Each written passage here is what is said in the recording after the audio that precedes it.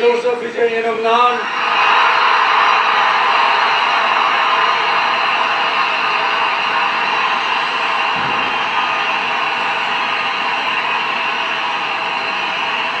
சட்டப்படி அமைக்கப்பெற்ற இந்திய அரசியல் அமைப்பின்பால் உண்மையான நம்பிக்கையும் மாறா பற்றும் கொண்டிருப்பேன் என்றும் இந்திய நாட்டின் ஒப்பில்லாத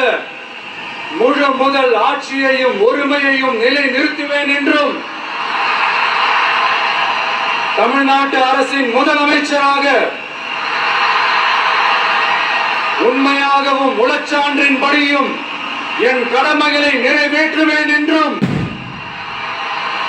அரசியல் அமைப்பிற்கும் சட்டத்திற்கும் இணங்க அச்சமும் ஒருதலை சார்பும் இன்றி